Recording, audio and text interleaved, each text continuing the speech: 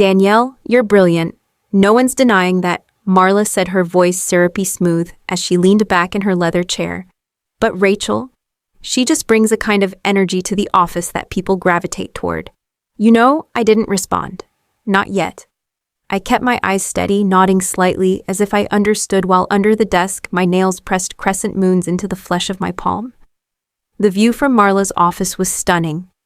20th floor downtown Atlanta, late morning sun spilling across the glass table between us.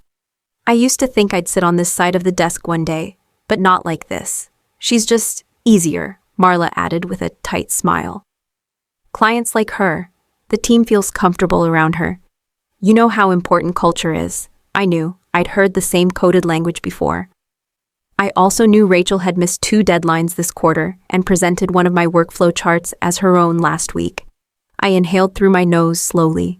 I'd started at Monarch Strategies at 36, switching out of public education after a decade of teaching science. I dove in hard, extra hours, weekend reports. Client fires nobody else wanted to touch. 6 years. No drama, no excuses. Just outcomes.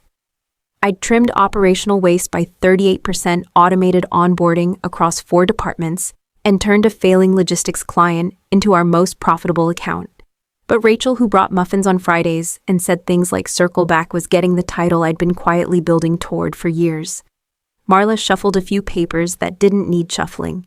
You're a huge asset, Danielle. I hope you'll see this as a growth opportunity. I smiled then. Or at least my face did. I do, I said calmly, reaching into my bag. I pulled out a crisp white envelope, placed it gently on the table, and slid it across to her. Her fingers froze. I appreciate the feedback, I added. Here's my resignation. Effective 2 weeks from today. Marla blinked. Wait, Danielle, hold on. Let's talk this through. No need, I replied. You were clear. I stood smoothing my blazer. And I am too. Thank you for the clarity, I said. And I walked out, leaving the envelope sealed tight on her glass desk. Thank you for the clarity, I said, and slid the envelope across her desk. The hallway outside Marla's office felt too bright, the air too still. I walked past rows of desks where voices dipped and eyes glanced up just long enough to pretend they hadn't. My pace didn't change, calm, unbothered, but I felt the shift, the subtle electric silence that always followed a decision no one expected me to make.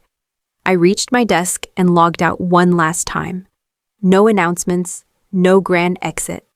I wasn't looking for applause, not now, not ever. I packed my things with the same methodical care I used to restructure the client delivery pipeline in Q3. Quiet efficiency, unshakable purpose. In the break room, someone laughed Rachel's laugh, high-pitched and practiced like a soundbite, meant for brand partnerships. I didn't turn my head. What Marla didn't know, what no one saw coming, was what else had been in that envelope. Not just my resignation, but an appendix, 3 pages long, titled Adaptive Operations System, Ownership Declaration. It outlined the development application and formal patent status of a performance system I had designed over 3 years on my own time using my own tools. It had already been implemented in pilot phases across 3 teams massed under efficiency protocols. It was mine, and it worked. And as of last week, it was federally patented. While they were praising Rachel's good energy, I'd been running simulations, tracking results, logging patterns, creating something that not only improved operations, but predicted workflow choke points before they happened. And tomorrow I had coffee scheduled with Malik Carter, the CEO of Axis Tech Group. He'd seen the summary deck. His CTO had requested a full technical briefing. They didn't want to license the system. They wanted to build the future with it. I tucked the final folder into my tote, zipped it closed, and took one last look around the open floor where I'd quietly held everything together for years. Let Rachel decorate my old desk with pastel affirmations and golden paper clips. Let Marla call it a culture win. I didn't lose today. I just stopped playing the wrong game. I didn't lose today. I just stopped playing the wrong game. Big week ahead, Rachel chirped as she leaned over the wall of my cubicle, her oat milk latte in one hand and a glossy smile in the other. Hope you're not too disappointed. I know you really wanted that spot. I looked up from my screen where I was finishing the last backup transfer to my encrypted drive. I smiled, not with warmth, but precision. No hard feelings at all, Rachel, I said evenly. You'll shine. She beamed like she believed it. As she sauntered off, already picturing her nameplate going up, I turned back to the folders I'd been archiving. Metrics, optimization reports, training manuals I'd written when HR couldn't keep up. Every project I'd touched, every dollar saved, every outcome quietly attributed to my team. Nothing taken, just documented. Because one day when someone tried to say, Rachel built it, all the record would say otherwise. I paused for a moment, scrolling through a dashboard I'd created the same week my daughter Kayla had gotten her first D in algebra. I'd worked until midnight most nights back then, running pilot tests, logging performance benchmarks while still waking up at 6 to check her homework and pack her lunch. Kayla, 16 now. Brilliant, stubborn, and already more aware of power dynamics than I ever was at her age. She'd heard enough at the dinner table to know how often women like me got passed over for being too serious or too focused. She was watching, always watching, and I didn't want her to learn to swallow it like I had. I wanted her to see what it looked like to walk away from being underestimated and to build something better in its place. I closed the final folder, pulled the drive from the port, and slid it into my bag. The lights above flickered slightly. I didn't look back. Rachel saw herself in the spotlight. I saw my daughter's future, and I was building it. Rachel saw herself in the spotlight. I saw my daughter's future, and I was building it. The cafe was tucked between a law office and a Pilates studio, the kind of place with reclaimed wood counters and handwritten menus. I arrived 10 minutes early. Malik was already there, tall, composed, dressed in a charcoal sweater and no tie. He stood when I approached. Danielle, he said, offering a firm handshake.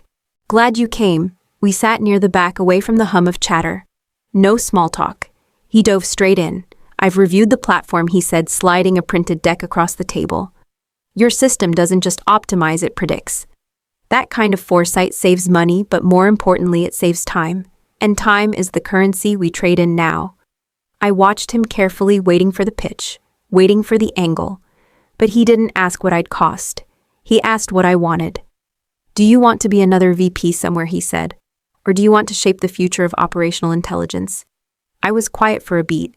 Then I said it, I want ownership. Not just a seat at the table, a say in how the table is built. He smiled. Good. Because I'm not offering a title. I'm offering a stake. You bring the system. We bring the resources.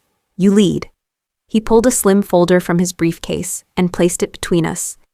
Equity. Creative autonomy. Full strategic control of integration. It wasn't just a job, it was a partnership. I flipped through the pages, heart steady, mind clear.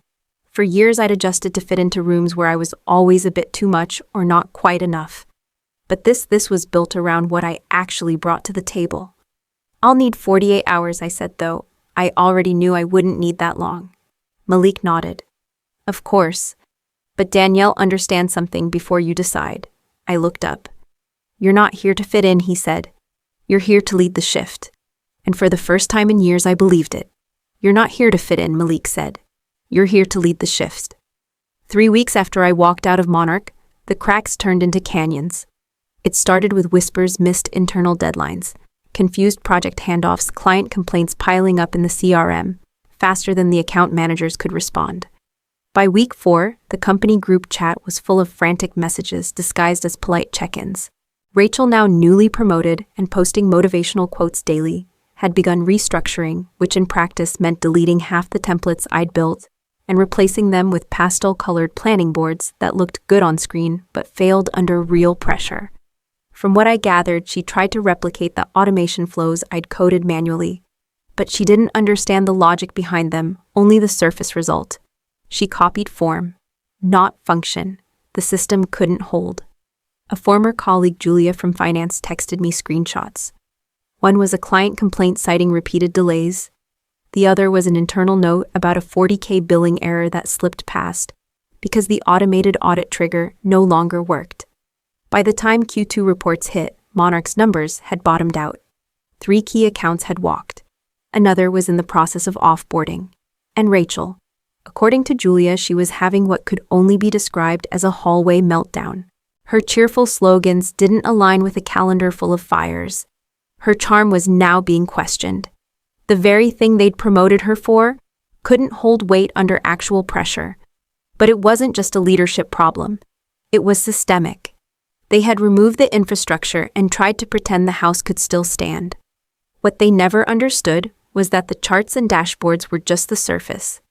The real value had always been in the predictive flow, mapping the adaptive task assignments, the invisible algorithms that made sure nothing slipped between the cracks, even when people did.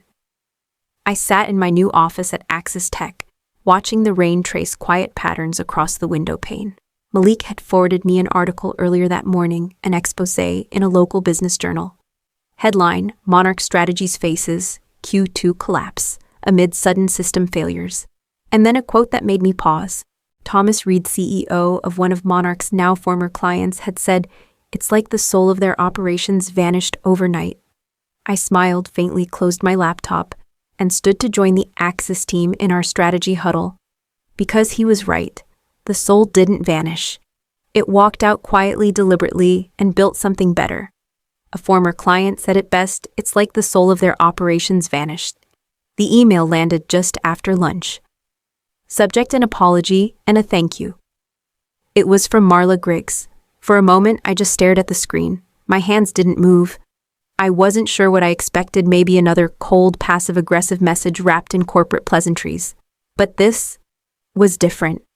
"Danielle, I assume you've seen the news. I want you to know I'm no longer with Monarch. I resigned last Friday. Rachel stepped down 2 weeks ago. The board asked us both to account for the collapse. And frankly, they were right to. But that's not why I'm writing. I reviewed your appendix, the system you built, the impact, the logic. I showed it to a few advisors from the board. The numbers speak for themselves, but more than that, the care behind it. I dismissed something exceptional. I dismissed you. And it was the worst professional mistake of my life. I can't undo that, and I'm not asking for forgiveness. I just wanted you to know that I see it now. You were right. Results do matter. Marla." I read it twice, not because it hurt, but because it didn't. There was a time when words like that might have cracked something open inside me. When an admission like this would have made me cry in my car or call a friend just to ask why did they only see it once I left. But that time had passed. Marla's apology wasn't vindication. It was release. I leaned back in my chair, letting the moment settle. Around me, my team at Axis moved with purpose, collaborating, solving, growing. No one second-guessed me here. No one asked me to smile more or host happy hours just to be seen. I thought of Kayla again, how she'd hugged me that morning before school and said, "You seem lighter now." She was right. Leaving hadn't just freed my calendar. It had freed my spirit. Sometimes the things that feel like failure are just disguised exits from places you were never meant to stay. I clicked reply and typed just one line. "Thank you for your message. I wish you peace in what comes next." Then I hit send. The email didn't reopen wounds. It closed a chapter I had already outgrown. The email didn't reopen wounds. It closed a chapter I had already outgrown. Chapter 7. The invitation, 400 words. The launch event was held in a renovated industrial loft. Exposed beams, ambient lighting, sleek displays showing rollout dashboards for every division at Axis Tech. I arrived early, clipboard in hand, expecting to check in with the integration leads and make sure the final reports were accurate. Instead, Malik intercepted me by the espresso cart. "You're not here to double-check back-end metrics," he said, nudging my clipboard down with a grin. "You're on the program." "What program?" "The main one." I blinked. "You want me to speak?" He nodded. "Not about the numbers, about the why." I wanted to say no. I was the person behind the curtain, not the one holding the mic. But then I saw her, Kayla, standing near the stage in a navy blazer, 2 sizes too big and eyes wide with excitement. She had begged to come. I'd said maybe. She'd taken that as a yes. So I stood on the platform later that evening, light washing over my face, and for the first time in years, I didn't talk about performance metrics or systems logic. I talked about being invisible in a room I helped hold together. I talked about building alone in silence. I talked about how easy it is for companies to reward charisma, and how hard it is for quiet competence to survive without scaffolding. And then I looked out into the crowd at analysts, interns, directors, and said, "You don't have to shout to be heard. You just have to build something real, something that can't be ignored." They didn't clap loudly, they nodded. And that meant more. Afterward, Kayla ran up to me, arms around my waist, chin tucked under my collar. "You didn't even sound nervous," she whispered. "I was," I said, "but I meant every word." She looked up at me, pride painted across her face. So did Malik. So did half the room. I'd never been the loudest. But now finally, I was being heard. "You don't have to shout to be heard," I told them. "You just have to build something real." The message came in just after midnight, glowing faintly on my nightstand. "Tariq M. The board's asking if you'd consider coming back as CEO." I stared at it for a long moment, letting the words settle. Tariq had been one of the good ones. Sharp, thoughtful, one of the few voices at Monarch who ever questioned why results weren't enough. We hadn't spoken in weeks, but I wasn't surprised he was the one to reach out. He'd always understood the value behind the numbers. CEO. I thought about what that might have meant a year ago, how I might have fought for it, rearranged my life around the possibility, told myself it was the validation I'd been waiting for, the win I deserved. But now I was sitting in my own office at Axis, name on the door, patent on the wall. My team didn't just listen to me, they trusted me. My systems were scaling globally. And Kayla had just asked me last week if I'd help her build her science fair project, something with logic and sensors like your job. I typed slowly, "Tell them thanks, but I'm exactly where I'm meant to be." I hit send and placed the phone back on the nightstand, letting the stillness return. There was no surge of triumph. No swelling music, just quiet. And I liked it that way. I didn't want to go back and fix what broke. I didn't need to stand in that old office and prove I should have been chosen. Because the truth was, I had already chosen myself. Let them scramble. Let them regret. I had no interest in revenge. Revenge is noisy. Peace is quiet and much harder to ignore. Revenge is noisy. Peace is quiet and much harder to ignore. Don't memorize the system, I told them. Understand what it's solving. Then you'll never be replaceable. I stood beside the whiteboard as Jordan and Liana, two junior analysts, took notes faster than I could speak. Both were sharp, eager, and if I was being honest, a little like me at their age, waiting for permission to lead. They asked good questions. They challenged assumptions. They reminded me of who I'd been before I learned to play small. We stayed an extra hour past the meeting. Not because I needed them to, but because they wanted to stay. They were building something not just in software, but in themselves. That mattered. Afterward, I sat alone in the quiet of my office, sipping cold coffee and staring out at the Atlanta skyline. My mind drifted unexpectedly to my mother. She never had an office. She worked double shifts at the same hospital cafeteria for 26 years. She never got promoted, never got thanked, but every night she came home with the same quiet dignity. She used to say, "Leave a place better than you found it, even if they never know it was you." I used to think that meant doing the work without expecting credit. Now I think it means something deeper. It means planting roots in ground that wasn't made for you and still growing. It means mentoring, lifting, clearing a path for the ones behind you. I thought legacy would be a title, a feature in a magazine.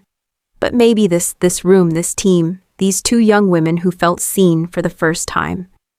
Maybe this was it. The world didn't change to make space for me. I carved space and left the door open behind me.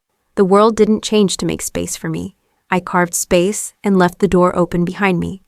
The house was quiet, just the soft hum of the fridge and the steady rhythm of rain brushing against the windows.